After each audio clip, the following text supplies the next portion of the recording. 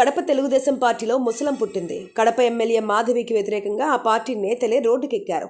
ఇది కడపలో పార్టీ పరిస్థితిని తెలియజేస్తోంది.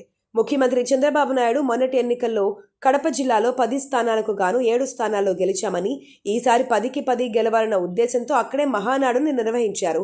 కానీ కడప జిల్లా ఎమ్మెల్యేలు మాత్రం ఆ దిశగా ఆలోచించడం లేదు. అందులో కడప ఎమ్మెల్యే మాధవి ఒకరు. తొలిసారి ఎమ్మెల్యేగా ఎన్నికైన మాధవిరెడ్డి సొంత క్యాడర్ను పట్టించుకోవడం లేదు. తన వలనే గెలుపు సాధించారన్న విజయ గర్వం ఊగిపోతుండడం కడప నియోజకవర్గంలోని టీడీపీ నేతలకు ఇబ్బందికరంగా మారింది. దూకుడుగా వెళితే ప్రజలు ఆదరిస్తారన్నది కడప రెడ్డమ్మ నమ్మకం కావచ్చు. కానీ అదే దూకుడు మాధవికి బూమరాంగ్ అయ్యేటట్లు ఉంది. తన విజయం కోసం పనిచేసిన నేతలను, కార్యకర్తలను పక్కన పెట్టి వలస వచ్చిన నేతలను పక్కన పెట్టుకోవడం క్యాడర్కు కంటగింపుగా మారింది. కడప కార్పొరేషన్లో సీటుతో మొదలైనటువంటి మాధవిరెడ్డి వివాదం తర్వాత ఆగస్టు 15వ తేదీ నాడు వేదికపై జాయింట్ కలెక్టర్తో కుర్చీ వివాదం వంటివి పక్కన పెడితే అసలు కార్యకర్తలను కూడా కేర్ చేయకపోవడం, ఏం చేసుకుంటారో చేసుకోండి అని వ్యవహరిస్తున్న తీరుతో కడప నియోజకవర్గం టీడీపీ నేతలు మాత్రం కంగు తిన్నారు. దీంతో వారు మరొక మార్గాన్ని ఎంచుకున్నారు. ఎమ్మెల్యే మాధవిరెడ్డి భర్త శ్రీనివాసులు రెడ్డి జిల్లా పార్టీ అధ్యక్షుడిగా ఉండడంతో ఇక నేతలు ఆయనకు తమ బాధలను మొరపెట్టుకుని ఫలితం లేదని భావించి ప్రత్యామ్నాయ మార్గాలను వెతుక్కుంటున్నారు. అధినాయకత్వంతో ఫిర్యాదు చేయకుండా మాధవికి మంచి బుద్ధిని ప్రసాదించాలని కోరుతూ దేవుని గడపలో వెంకటేశ్వర స్వామికి వినతి పత్రాన్ని అందించారు.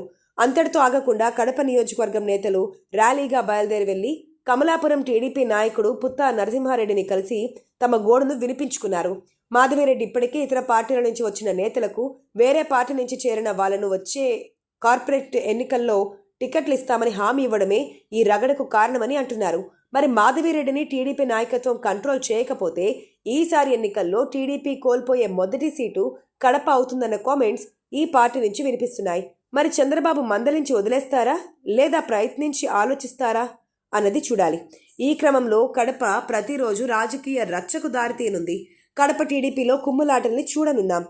తనను వ్యతిరేకించే వాళ్లపై భౌతిక దాడులు, పోలీస్ కేసులు నమోదు చేసినంత సులువు కాదని ఎమ్మెల్యేలను వ్యతిరేకించే నాయకులు బహిరంగంగానే చెబుతున్నారు. కేవలం పుత్తా నరసింహారెడ్డి అండ చూసుకునే వాళ్ళంతా ఎమ్మెల్యే టార్గెట్గా విమర్శిస్తున్నారు. అన్నీ తెలిసి కూడా టీడీపీ అధిష్టానం కళ్ళు మూసుకొని ఉందంటే సంథింగ్ అనే చర్చకు తెరలేచింది. రాజకీయంగా మాధవిరెడ్డి, ఆమె వర్గం పుత్తాకు లొంగిపోవడమా, తిరగబడమా? ఇప్పుడు ఇవే ఆప్షన్స్, మరో మార్గం లేదు. మరోవైపు సునామీలా పుత్తా వస్తున్నారు. మాధవిరెడ్డి యుద్ధ ప్రాతిపదికన అడ్డుకోకపోతే తనను తాను ముంచుకోవడం ఖాయం.